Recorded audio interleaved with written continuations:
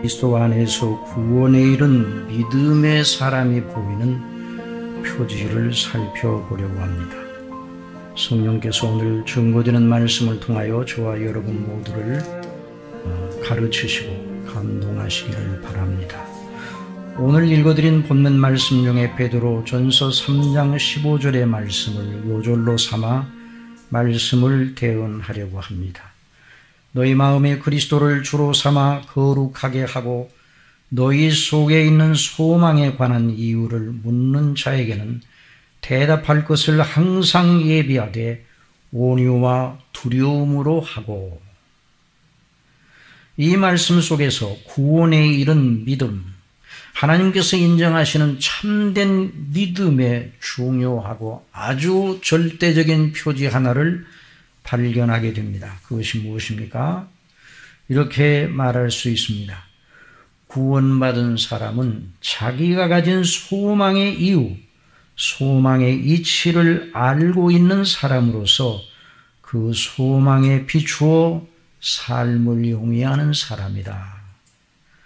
다시 말씀드립니다. 구원을 받은 사람은 자기가 가진 소망의 이유, 소망의 이치를 알고 있는 사람으로서 그 소망에 비추어 삶을 용이하는 사람이다. 성경에 따르면 구원신앙의 진실이 그 사람의 인격 활동, 그의 가치관과 생각과 정서와 의지 등 모든 그 사람의 행동에 나타나게 되어 있다고 분명하게 증거하고 있습니다. 빌립보서 4장으로 나아가면 사도 바울이 어떤 이들의 이름을 부르며 그 이름들이 생명책에 있느니라 이렇게 말하고 있습니다. 그러면 어떤 분은 이 말을 들으면서 사도 바울이 고린도 후서 12장에 기록된 대로 셋째 하늘에 올라갔을 때에 거기 생명책을 들여다보고 누구누구 이름이 있는 줄을 알아본 모양이다 이렇게 생각할지 모르겠습니다. 그러나 결코 아닙니다. 사도 바울은 셋째 하늘에 갔던 일을 말할 때 자기가 아닌 다른 제3자의 일같이 객관화시켜 말하고 있습니다. 고린도후서 12장 2절에 내가 그리스도 안에 있는 한 사람을 아노니 14년 전에 그가 셋째 하늘에 이끌려간 자라. 그가 몸 안에 있었는지 몸 밖에 있었는지 나는 모르거니와 하나님은 아시느니라. 내가 이런 사람을 아노니 그가 몸 안에 있었는지 몸 밖에 있었는지 나는 모르거니와 하나님은 아시느니라. 그가 낙원으로 이끌려가서 말할 수 없는 말을 들었으니 사람이 가히 이르지 못할 말이로다.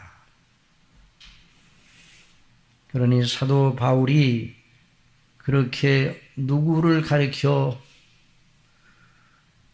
그들의 이름이 생명책에 있다고 한 것은 어떤 신비로운 체험을 통해서 생명책을 들여다본 결과로 말한 것이 아닙니다.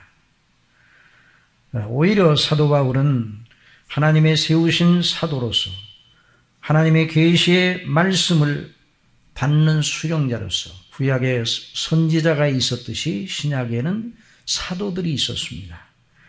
그런 성령 충만한 사람으로 복음의 말씀에 대한 바른 믿음을 고백하며 그에 합당한 거룩하고 의로운 행실을 보이는 이들을 주목하였습니다. 그래서 그들의 영적 주의에 대해서 확실하게 말할 수 있었습니다. 마치 나무의 무성한 잎과 가지와 충실한 열매들을 보고 이 나무의 발육과 성장력이 매우 뛰어나다고 하는 것 같이 말입니다. 사도 바울이 빌립보서 4장 2절에서 말합니다.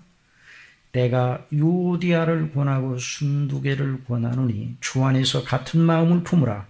또 참으로 나와 멍에를 같이 앉아 네게 구하노니 복음에 나와 함께 힘쓰던 저 부녀들을 돕고 또한 글레멘도와 그 위에 나의 동역자들을 도우라. 그 이름들이 생명책에 있느니라. 사도 바울과 실라를 통하여 성령님의 역사로 설립된 빌립보 교회를 섬기는 여러 주의 남녀 종들을 사도 바울은 주목을 하였습니다. 복음을 위하여 헌신한 유오디아와 순두계 그리고 글레멘도와 다른 여러 동역자들을 보면서 사도 바울은 그들의 이름이 생명책에 있다, 그렇게 확언을 하였습니다. 물론 그 말은 사도 바울의 개인의 정서나 의견이 아니라 그 속에서 역사하시던 성령님의 말씀이었습니다. 문맥에 비춰보면 유오디아와 순두계 사이, 그 부녀들 사이에 무슨 일로 교회를 섬기는 중에 약간의 의견이 맞지 않는 점이 있어 그것이 사도 바울에게까지 알려졌습니다. 그래서 그들에게 사도는 주 안에서 같은 마음을 품으라 권면을 하였습니다. 그럼에도 불구하고 그 부녀들이 믿음의 본질과 행실의 열매에 있어서는 의심할 여지 없음을 사도 바울은 말하였던 것입니다. 사도 베드로도 자기의 편지를 받는, 이 베드로전서가 사도 바울이 보낸 편지였습니다. 이 편지를 받는, 이 편지의 말씀을 받을 이들을 보면서 그들의 영적인 지위에 대하여 바울과 동일한 확신을 가지고 있었어요.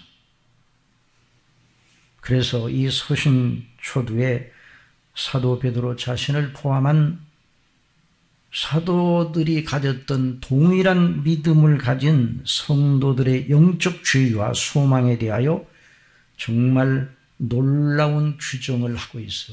참 놀라운 그 말씀이요. 베드로전서 1장 1절에 예수 그리스도의 사도 베드로는 본도, 갈라디아, 갑바도기아, 아시아와 비두니아에 흩어진 나그네 곧 하나님 아버지의 미리 아심을 따라 성령의 거룩하게 하심으로 순종함과 예수 그리스도의 핏뿌림을 얻기 위하여 택하심을 입은 자들에게 편지하노니 은혜와 평강이 너희에게 더욱 많을지어다. 그들이 박해로 인하여 여기저기 흩어져 마치 망명자와 같이 외적으로 보면 매우 불안정한 생활을 하고 있었습니다. 그럼에도 불구하고 사도 베드로는 성령 충만한 가운데서 그들이 보통 사람들이 아니라고 말하고 있어요. 하나님 아버지의 미리 아심을 받은 사람들, 성령의 거룩하게 하심으로 순종함과 예수 그리스도의 핏뿌림을 얻기 위하여 택하심을 입은 자들이라고 규정을 하고 있습니다. 정말 존귀한 자들입니다. 그들의 이름이 하나님 아버지의 생명책에 올라 있었습니다. 저와 여러분도 사도들이 증거한 복음의 말씀을 진실로 믿어 예수 그리스도를 주로 섬기고 있으면 바로 저와 여러분의 이름이 생명책에 있는 줄 믿어야 할 것입니다. 이것은 주제에 넘은 그런 이상한 그런 생각이 아니라 성경의 입각에서 성령님의 가르치심을 따라서 그런 소망을 가지고 우리가 살아가야 되는 것이죠. 정말 하늘의 생명책에 이름이 있는 사람만 복이 있습니다. 누가복음 10장 17절 이하에 예수님의 파송을 받고 천국 복음을 전하는 이 일을 마친 70인이 기뻐하며 돌아왔습니다. 그래서 예수님께 보고합니다. 70인이 기뻐 돌아와 가로되 주여 주의 이름으로 귀신들도 우리에게 항복하더이다. 예수께서 이르시되 사단이 하늘로서 번개같이 떨어지는 것을 내가 보았노라. 내가 너희에게 뱀과 전갈을 밟으며 원수의 모든 능력을 제어할 권세를 주었으니 너희를 해할 자는 결단코 없으리라. 그러나 귀신들이 너희에게 항복하는 것으로 기뻐하지 말고 너희 이름이 하늘에 기록된 것으로 기뻐하라. 이게 이 말씀이 정말 우리의 영원한 복락에 대한 확증입니다. 그 이름이 하늘에 있는 이들은 바로 사도들로 전하게 하신 하나님의 복음, 예수 그리스도의 복음의 말씀대로 예수님을 주와 그리스도로 믿는 사람들입니다. 사도 베드로는 성령님의 인도하심을 따라 그들이 가진 하늘에 속한 소망을 확인합니다. 베드로전서 1장 3절 찬송하리로다. 우리 주 예수 그리스도의 아버지 하나님이 그 많으신 긍휼대로 예수 그리스도의 죽은 자 가운데서 부활하심으로 말미암아 우리를 거듭나게 하사 산 소망이 있게 하시며 썩지 않고 더럽지 않고 쇠하지 아니하는 기업을 있게 하시나니 곧 너희를 위하여 하늘에 간직하신 것이라.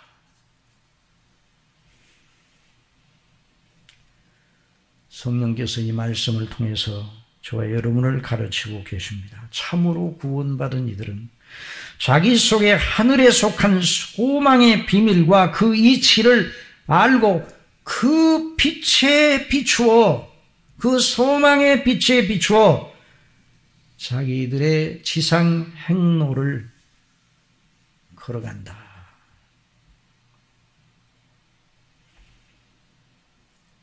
그 소망을 가진 자의 지상 행로, 그리스도인의 삶, 그리스도인이 이웃에 대하여 보이는 착한 행위, 선행, 이런 문제를 이 본문, 우리가 읽은 본문 앞뒤 문맥에서 성령께서 다루고 계십니다. 베드로전서 3장 1절 이하에 아내된 자들아 이와 같이 자기 남편에게 순복하라. 이는 혹 도를 순종치 않은 자라도 말로 말미암지 않고 그 안의 행위로 말미암아 구원을 얻게 하려 함이니 너희의 두려워하며 정결한 행위를 봄이라. 너희의 두려워하며 정결한 행위를 봄이라. 너희 단장은 머리를 꾸미고 금을 차고 아름다운 옷을 입는 외모로 하지 말고 오직 마음에 숨은 사람을 온유하고 안정한 심령에 썩지 아니할 것으로 하라. 이는 하나님 앞에 값진 것이니라. 전에 하나님께 소망을 두었던 거룩한 부녀들도 이와 같이 자기 남편에게 순복함으로 자기를 단장하였나니 사라가 아브라함을 주라 칭하여 복종한 것 같이 너희가 선을 행하고 아무 두려운 일에도 놀라지 아니하므로 그의 딸이 되었느니라. 남편 된 자들아 이와 같이 지식을 따라 너희 아내와 동거하고 저는 또 연약한 그릇이요 또 생명의 은혜를 유업으로 함께 받을 자로 알아 귀히 여기라. 이는 너희 기도가 막히지 아니하게 하려 함이라. 마지막으로 말하노니 너희가 다 마음을 같이하여 체휼하며 형제를 사랑하며 불쌍히 여기며 겸손하며 악을 악으로 욕을 욕으로 갚지 말고 도리어 복을 빌라. 이를 위하여 너희가 부르심을 입었으니 이는 복을 유업으로 받게 하려 하심이라. 그러므로 생명을 사랑하고 좋은 날 보기를 원하는 자는 혀를 금하여 악한 말을 그치며 그 입술로 괴유를 말하지 말고 악에서 떠나 선을 행하고 화평을 구하여 이를 쫓으라. 주의 눈은 의인을 향하시고 그의 귀는 저의 간구에 기울이시되 주의 낯은 악행하는 자들을 향하시느니라 하였느니라. 또 너희가 열심으로 선을 행하면 누가 너희를 헤아려. 그런 맥락 속에서 너희가 그리스도를 주로 삼아 거룩하게 하고 너희 속에 있는 소망에 관한 이유를 묻는 자에게 대답할 것을 항상 예비하라고 권고를 하고 있습니다. 자, 여기서 우리는 구원받은 그리스도인들의 믿음, 소망, 그리고 삶의 문제, 그러니까 그리스도인의 믿음과 소망, 그것과 연관된 삶의 문제, 이 두 사이의 함수 관계를 발견하게 됩니다.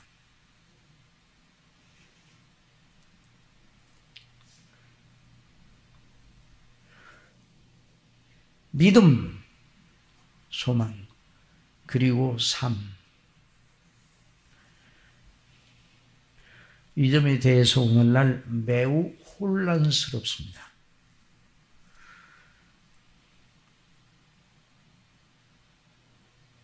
그리스도인이라 하는 이들의 실제 삶과 행실의 문제가 대두되고 사람들로부터 눈총을 받게 되면 대번에 교회가 삶의 실천에 대하여 덜 가르치고 복음의 은혜만 강조하였기 때문이라고 외치는 자들이 나타나기 마련입니다. 그러면 흔히 교회가 강단에서 복음의 은혜, 십자가의 도와 그 교리에 대하여 말하는 것을 멈추고 삶의 실천에 관하여 강조하는 쪽으로 가야 하는 것처럼 생각하기 쉽습니다. 여기서 우리가 매우 조심해야 하는 아주 중요한 문제가 있습니다. 사도들이 삶의 문제, 실천의 문제, 선행의 문제를 어떻게 접근하고 있는지를 잘 주목해야 돼요. 성령님의 인도하심을 따라서 사도들이 그렇게 하고 있는데요. 물론 삶의 실천에 대하여 아무리 강조해도 지나칠 수 없습니다. 우리 그리스도인들에게 삶의 실천을 강조하는 것은 아무리 지나쳐도 지나칠 수가 없이 중요합니다. 그래서 본문에서 우리가 읽은 대로 악에서 떠나 선을 행하고 화평을 구하여 이의를 좇으라. 주의 눈은 의인을 향하시고 그의 귀는 저의 간구에 귀 기울이시되 주의 낯은 악행하는 자들 향하시느니라. 또 너희가 열심으로 선을 행하면 누가 너희를 헤아려. 사도들도 강조를 하고 있어요. 삶의 실천에 대해서. 그러나 사도들이 그 삶의 실천에 대해서 강조할 때 그걸 따로 떼어서 또는 믿고 행하는 것과 분리되어서 믿고 소망하는 것과 분리되어서 말하지 않고 항상 연관지어 말하고 있어요.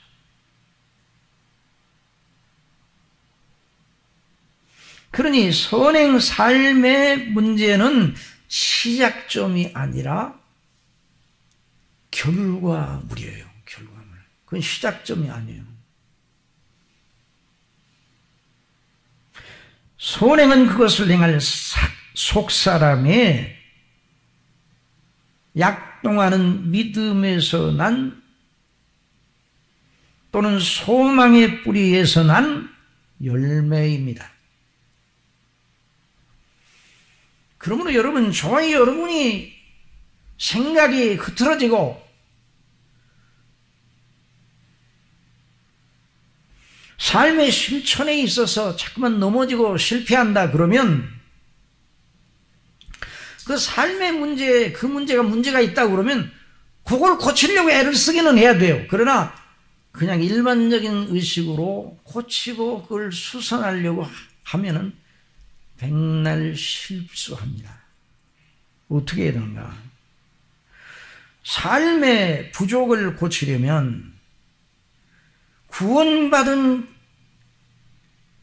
우리 속에 계신 성령님의 인도하심을 따라 믿음으로 약동하는 산소망의 이치를 다시 깊이 상고해야 됩니다.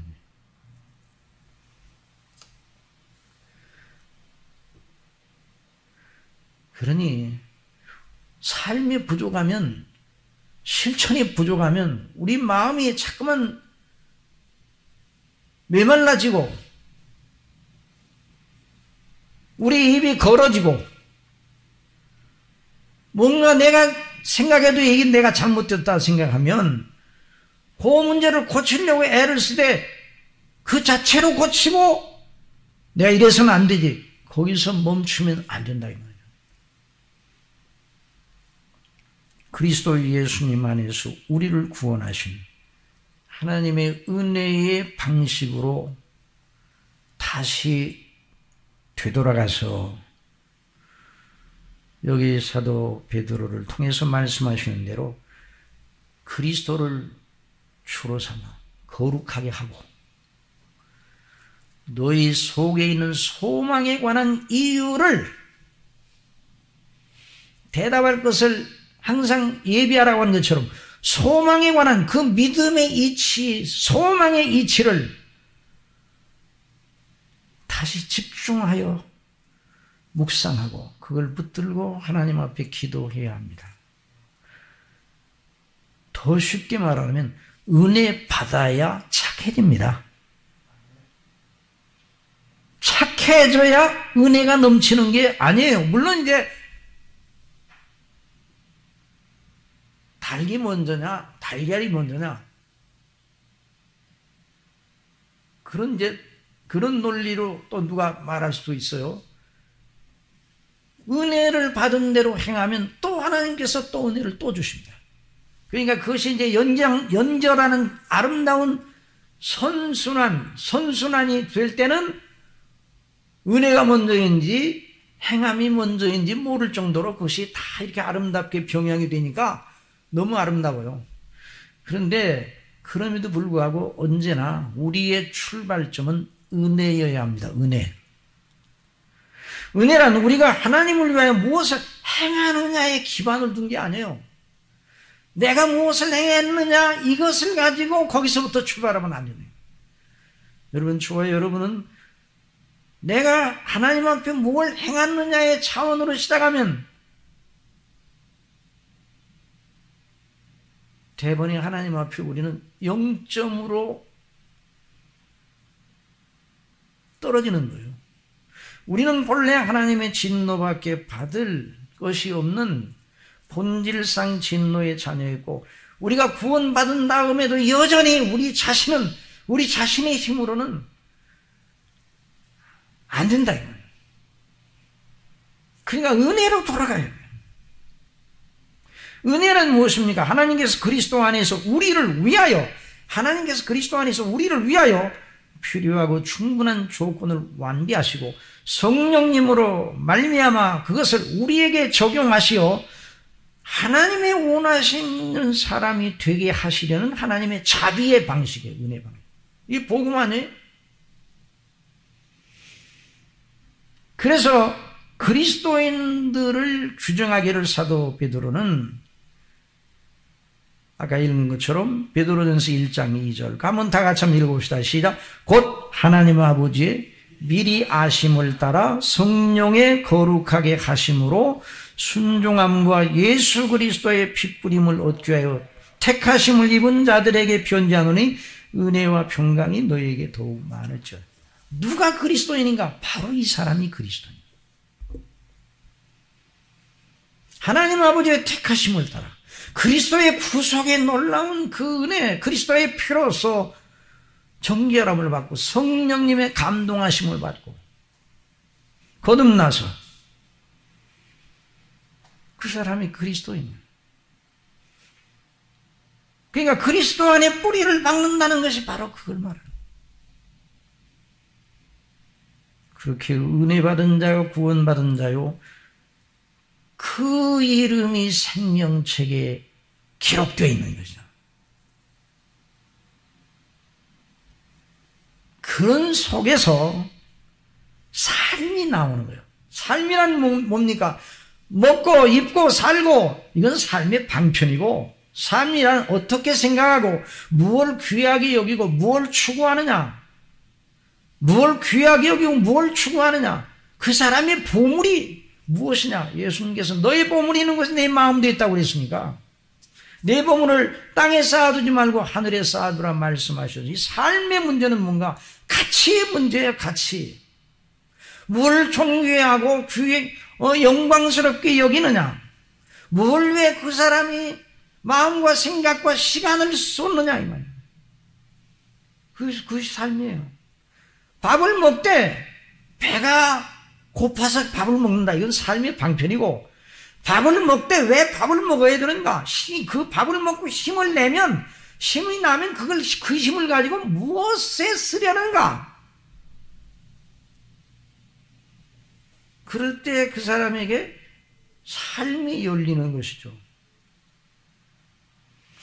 그래서 사도 베드로는 성도들에게 그리스도인의 정결하고 거룩한 삶의 실천을 명하되 단순하게 그들의 도덕성에 호소하지 않고 그들이 그리스도 안에 있는 믿음과 하늘에 쌓아둔 소망에 호소를 하고 있어요.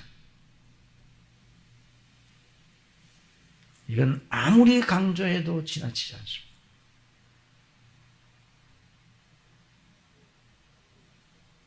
악에서 떠나 선을 행하고 화평을 구하여 이를 쫓으라. 주의 눈은 의인을 향하시고 그의 귀는 저의 간구에 기울이시되 주의 낯은 악행하는 자들을 향하시느니라. 그렇게 말하면서 너희가 열심으로 선을 행하면 누가 너희를 행하리요? 그러나 의를 위하여 고난을 받으면 복 있는 자니 저희의 두려움을 두려워 말며 소동치 말고 너희 마음에 그렇게 행하되, 너희 도덕심으로 그렇게 행하는 게 아니라 너희 마음에 그리스도를 주로 삼아 거룩하게 하고, 너희 속에 있는 소망에 관한 이유를 묻는 자에게 대답할 것을 항상 예비하는 방식으로 선을 행하라. 온유와 두려움으로. 여기서 너희 마음에 그리스도를 주로 삼아 거룩하게 하라는 것은 그리스도를 주로 영접하라, 그 말이 아니에요. 이미 그리스도를 주로 영접하고 그리스도와 연합한 사람이에요. 그리스도로 말미암아 의롭다 하심을 받고 그리스도로 말미암아 하나님의 자녀가 되고 그 이름이 생명책에 올라있는 사람이에요. 저와 여러분이 이미 그리스도를 주로 믿는 우리는 이미 하나님의 자녀가 된 사람이에요. 그러니까 여기서 그리스도를 주로 삼고 거룩하게 하라, 이 말씀은 그리스도를 구주로 영접하라, 이 말이 아닙니다.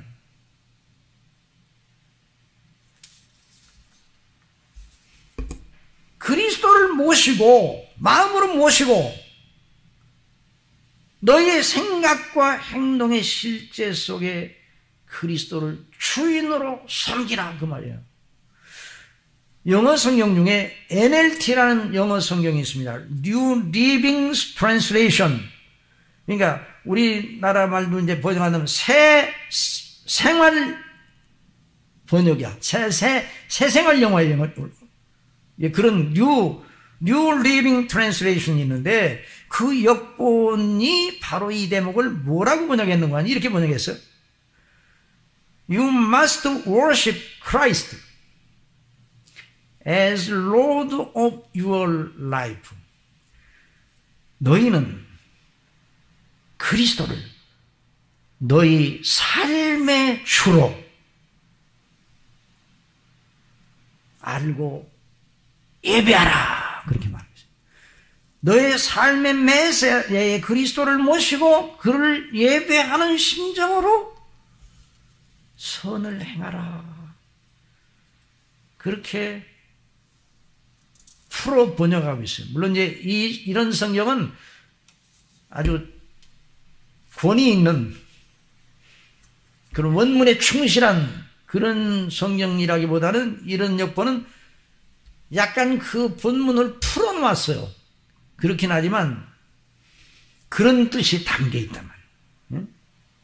그러니까 그런 번역은 참 우리에게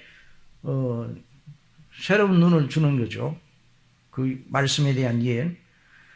그러니까 그 소망, 너희 속에 있는 소망, 누구 안에 있어요?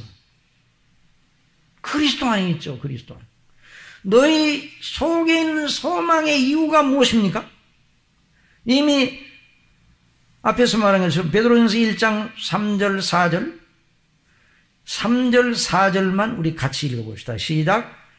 찬송하리로다. 우리 주 예수 그리스도의 아버지 하나님이 그 많으신 긍휼대로 예수 그리스도의 죽은 자 가운데서 부활하심으로 말미암아 우리를 거듭나게 하사 산 소망이 있게 하시며 썩지 않고 더럽지 않고 쇠하지 않은 기업을 있게 하시나니 곧 너희를 위하여 하늘에 간직하신 것이다. 너희가 말세에 나타내기로 예비하신 구원을 얻게 하여 믿음으로 말미암아 하나님의 능력으로 보호하심을 입었나니 그러므로 너희가 이제 여러 가지 시험을 인하여 잠깐 근심하게 되지 않을 수 없었으나 오히려 크게 기뻐하도다. 심지어 너희 믿음의 시련이 불로 연단하여도 없어질 금보다 더 귀하다. 예수 그리스도에 나타나실 때 너희가 칭찬과 영광과 존귀를 얻게 되는 것이다. 그렇게 선포를 하고 있어요. 이게 소망의 이유예요. 우리 속에 있는 소망의 이유. 이걸 더 간명하게 말하라면 우리 주 예수 그리스도예요.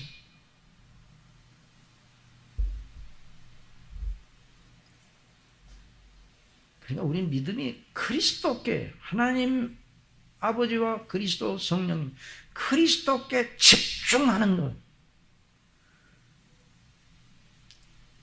우리가 그리스도께 집중 안 하면 우리가 그리스도로부터 떨어져서 또다시 영원한 지옥으로 떨어지는가? 그건 아니에요. 우리의 연약과 부족에 대해서 하나님은 이미 그리스도 안에서 그리스도를 믿는 우리에 대해서 그리스도 안에서 이미 의롭다고 선포해 놓으셨기 때문에 우리의 연약과 잘못 때문에 다시 지옥으로 들어가고 그런 일은 없습니다. 그럼에도 불구하고 하나님께서는 하나님의 목적을 따라 그리스도 안에서 우리를 택하시고 구속하시고 성령님으로 말미암아 거듭나게 하시고 하나님의 자녀가 되게 하신 그 놀라운 목적을 이루기 위해서 우리를 다루시는 거예요. 그러니까 우리가 그리스도의 대속의 은혜에 대해서 얼마나 집중을 해야 되는가. 우리가 출애굽기를 통해서 계속 모세의 율법을 목사님을 통해서 배우면서도 결론 부분에 가서 그리스도로 우리를 인도를 하죠. 그 말씀이. 그래 그리스도 안에 있는 우리의 믿음의 그 영광에 대해서 늘 우리가 듣고 있잖아요. 그러니까 우리 주 예수 그리스도의 성령님으로 잉태되심 동정녀 마리아에게 나시고 또 이 땅에 사시고 고난을 당하시고 십자가에 피 흘려 죽으시고 장사한 지 제3일에 다시 살아나시고 하늘에 오르시고 하나님 우편에 앉아 계셔서 우리를 위해 기도하시고 때가 되어 다시 오시는 그리스도의 역사 그 속에 저와 여러분의 소망의 이유가 몽땅 들어있어요.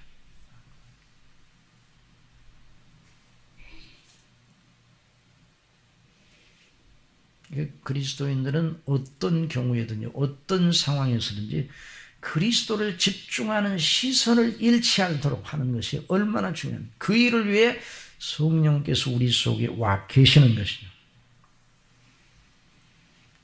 그리스도의 구속의 은혜를 가지고 우리 속에서 보혜사로 계시면서 날마다 우리를 가르쳐 주셔서 그리스도의 얼굴에 있는 하나님의 영광을 아는 빛을 날마다 우리에게 베풀어 주시는 거예요.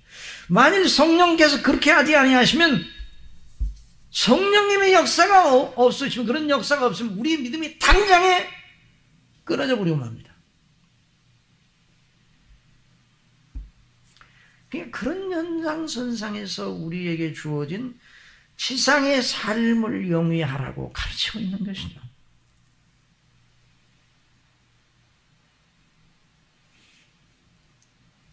그러므로 생명을 사랑하고 좋은 날 보기를 원하는 자는 혀를 금하여 악한 말을 그치며 그 입술로 괴고를 말하지 말고 악에서 떠나 선을 행하고 화평을 구하여 이를 쫓으라.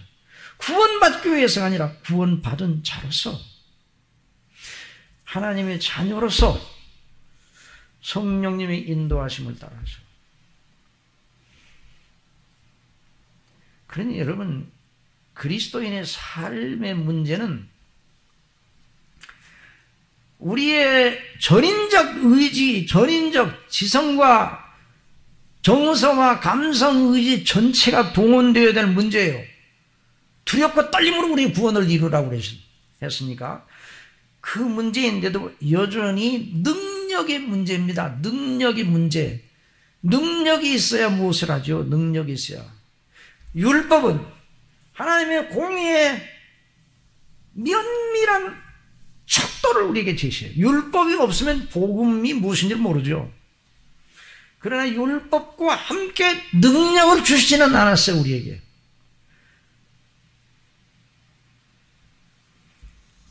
복음은 능력입니다.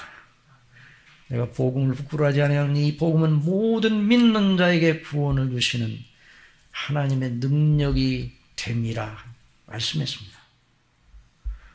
십자가의 도. 십자가의 도가 능력이에요. 고린도전서 1장 18절. 너무너무 우리가 잘 알고 있는 말씀이에요. 우리가 다시 한번 따라서 함께 읽어봅시다. 시작. 십자가의 도가 멸망하는 자들에게는 미련한 것이요 구원을 얻는 우리에게는 하나님의 능력이라. 그러니까 이 능력의 다리가 그리스도인의 삶이에요. 우리가 이걸 잃어버릴 때가 너무 많아요. 우리도 구원을 받았지만은 일반 도덕적인 면에서 선을 행하려고 덤빌 때가 아주 많아요.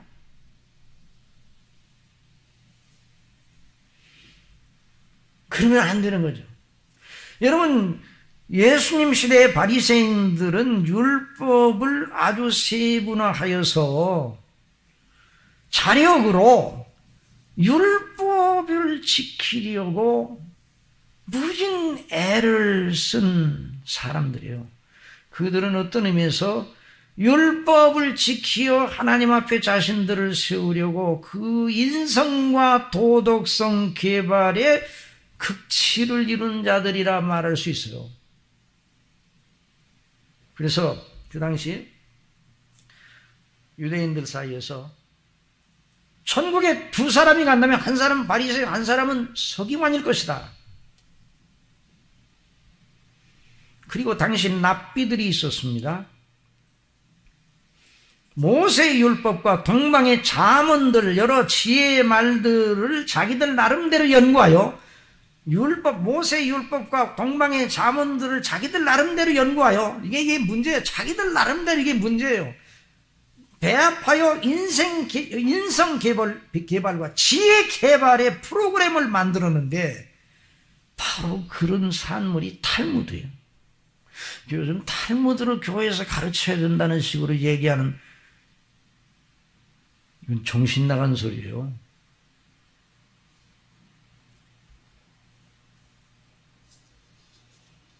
그런 것들이 사람을 어느 정도 변화시켰습니까? 변화시켰습니다. 아주 잘 연말을 하였어요. 나이스하게 사람들이 볼 때 아주 훌륭해 보이게 연말을 하였습니다. 그러나 그 근본, 그 속은 바꾸지 못했어요. 그러니까 예수님께서 오셔서 바리새인들에 대해서 책망하신 것이 바로 그거잖아요. 바리새인들이 막 아무렇게나 산 사람들이 아니에요. 굉장히 철저하게 자기 자신에 대한 규율을 만들어서 율법이 말하는 것보다 더 자기들 나름대로 열심을 내서 나름대로 체계를 만들어가지고 애를 쓴 사람들이에요. 그런데 그래서 그들이 백성들을 가르쳤죠.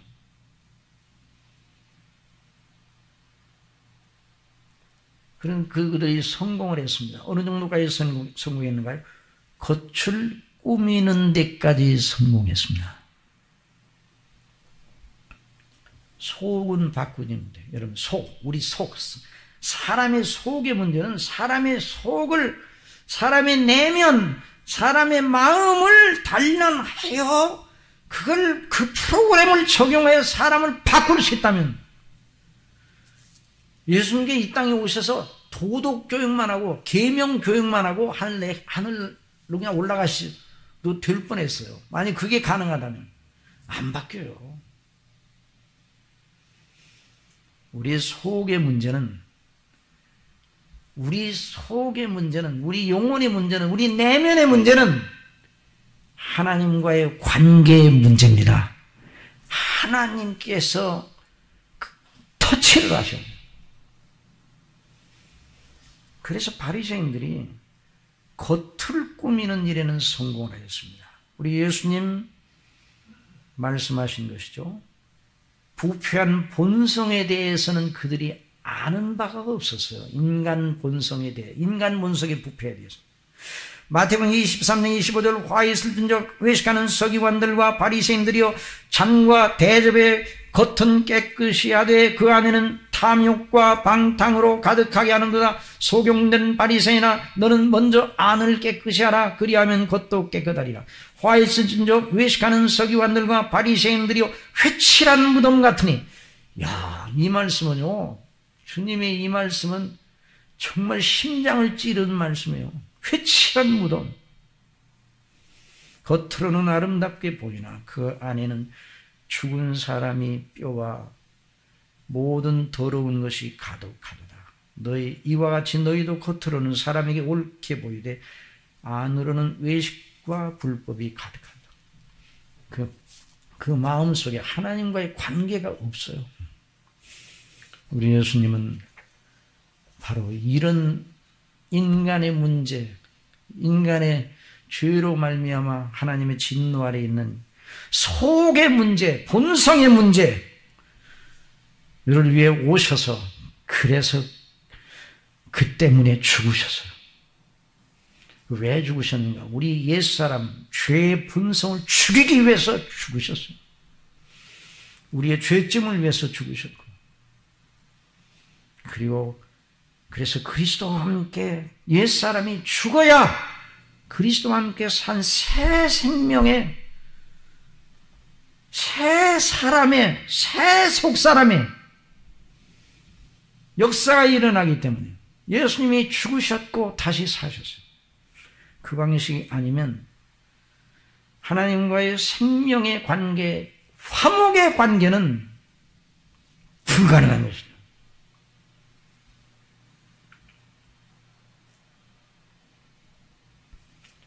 내 속에 죽은 영혼, 내면의 근본적 변화, 사망의 잠에서 깨우시는 이런 성삼위 하나님, 아버지 하나님, 그리스도, 성령님, 그리스도의 십자가의 도로, 소망에 관한 그 이유라고 여기 표현한 바로 그 놀라운 복음의 능력으로만 고치는 거예요. 그래서 우리가 삶을 살아나가면서 계속 이 그리스도 안에서 하나님과 우리와의 관계에 대해서 계속 집중하고 자극을 해야 돼요. 이게 삶을 고치려면 삶을 수선하지 말고 속사람을 수선해야 돼요. 예레미야 17장 9절 만물보다 거짓되고 심히 부패한 것은 마음이라 누가 능히 이를 알려마는. 이게 하나님의 선고예요. 그러나 하나님께서 예레미야의 입을 통해서 또 다른 말씀을 하셨습니다. 31장 31절 나 여호와가 말하노라 보라 날이 이르리니 내가 이스라엘 집과 유다 집에 새 언약을 세우리라 나 여호와가 말하노라. 이 언약은 내가 그들의 열조의 손을 잡고 애굽 땅에서 인도하였던 날에 세운 것과 같지 아니할 것은 내가 그들의 남편이 되었어도 그들이 내 언약을 파하였습니다. 나 여호와가 말하노라. 그러나 그날 후에 내가 이스라엘 입에 세울 언약은 이러하니 곧 내가 나의 법을 그들의 속에 두며 나의 법을 그들의 영혼에 두려. 영혼의 마음판에 심령판에 두며 그 마음에 기록하여 나는 그들의 하나님이 되고 그들은 내 백성이 될 것이다. 그들이 다시는 각기 이웃과 형제를 가리켜 이르기를 너는 여호와를 알라 하지 아니하리니 이는 작은 자로부터 큰 자까지 나를 다 알미니라. 내가 그들의 죄악을 사하고 다시는 그 죄를 기억지 아니하리라. 여호와의 말이니라. 여러분, 이 말씀을 여러분들이 처음 듣는 게 아니에요.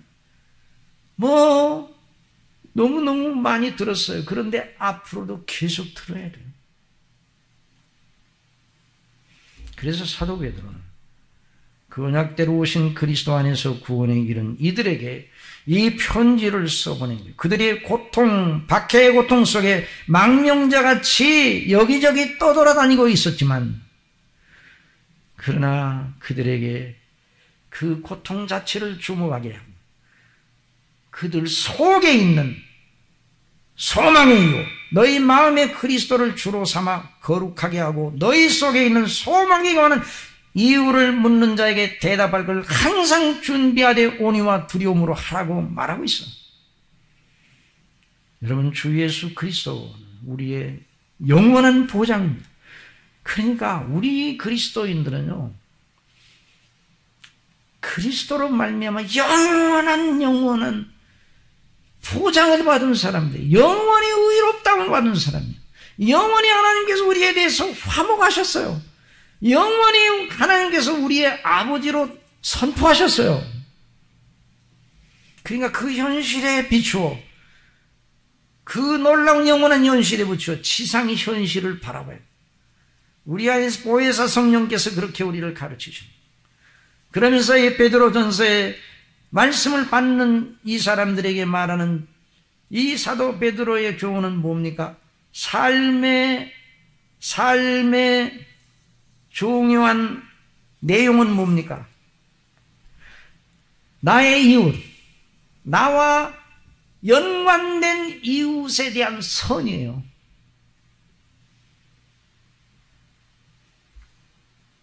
이들이 박해와 고난을 받고 있었어요. 미움을 받고 있었어요. 요한복음 15장 19절 너희가 세상에 속하 있으면 세상이 자기 것을 사랑하리니 너희는 세상에 속한 자가 아니요 도리어 내가 너희를 세상에서 택하였기 때문에 세상이 너희를 미워하느니라. 그럼에도 불구하고 사도 베드로는 그들을 향하여 저주하지 말고 복을 빌라 그랬어.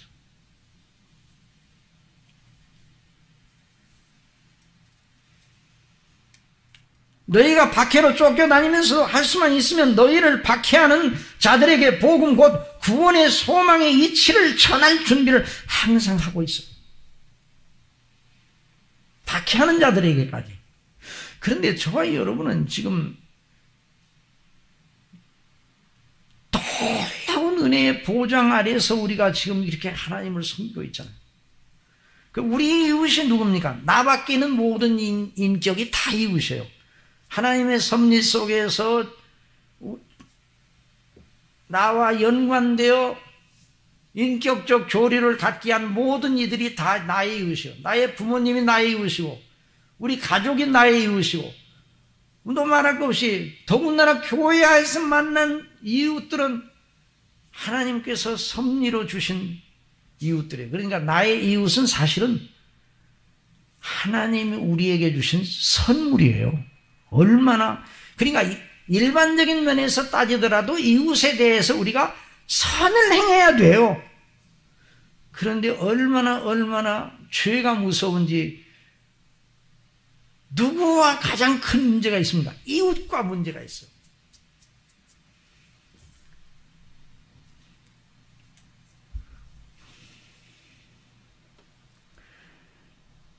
어떤 처지에서도 너희가 그리스도 안에서 받은 구원의 은혜대로 너희가 받은 영광의 소망의 약속을 견지하며 이웃에게 그런 그리스도를 믿음으로 받은 소망의 약속처럼 받은 은혜대로 이웃에 대해서 선을 행하라. 그래서 저 여러분 이걸 알아야 돼요. 우리가 저와 여러분이 사실 이 세상에 살고 있으면서도 각자 주어진 역할을 감당하는데요. 역사는요, 빈 공간이에요. 예수님의 십자가에 못 박혀 죽으시고 부활하시고 승천하신 다음에 성령님 오시고 사도들의 증거를 따라서 복음이 전파되고 시작하 우리까지 2000년간의 역사가 있었는데 그냥 그 역사가 공간이 아니었어요. 그 역사에 하나님께서 세우신 복음의 소망의 이유를 가진 사람들이 바톤을 들고 역사 속에서 계속 뛰어와서 우리에게까지 바톤이 이어진 거예요. 우리도 이 바톤을 받아서 하나님의 영광의 은혜를 따라서 이 소망 가운데서 구원받은 자로 우리의 이웃에게 선을 행해야 됩니다. 권고하시는 날에 우리를 미워하고 비방하던 자들이 우리를 보고 자기들과 다른 우리를 보고 당신들은 무엇을 믿고 무엇을 소망하길래 그렇게 사느냐고 물어와 우리가 그들에게 복음을 담대하게 증거하는 이런 놀라운 일이 일어나기를 바라야 됩니다. 우리 교회에서 이런 일이 계속 일어나기를 바랍니다. 우리 교회 성도님들의 삶 속에 그 관계하는 모든 이웃들 속에 이와 같은 일이 일어나서 우리 교회에 영적인 부흥이 오도록 우리 아버지께서 큰 은혜로 역사해 주시기를 바랍니다. 기도하겠습니다. 아버지 하나님, 저희들이 죄와 허물로 죽어 하나님의 영원한 진노의 자녀이었는데 이제 아버지의 자녀가 되어 그리스도 안에서 영원한 영광의 소망의 약속을 가진 자로 이 땅에서 삶의 순례길을 가도록 인도하시는데 아버지 하나님 오늘 주신 말씀대로 범사의 그리스도를 주로 삼아 거룩하게 하고 우리에게 주신 소망의 이유, 소망의 이치를 따라 성령님 인도를 따라서 아버지를 늘 순종하며 우리 이웃에게 선을 행함으로 권고하시는 날에 그 소망의 이유가 무엇인지 우리에게 물어오는 사람들이 있어 그들에게 복음을 담대하게 증거하여 그들도 함께 그리스도 안에서 같은 소망의 사람들이 되는 이런 역사가 우리의 삶의 현장에서 우리 모든 성도님들의 삶의 그 모든 현장에서 일어나 아버지께 영광을 돌리고 그리스도의 나라가 부족한 저희이지만 저희를 통해서 확장되는 역사가 있게 하여 주옵소서. 예수님의 이름으로 기도드리옵나이다. 아멘.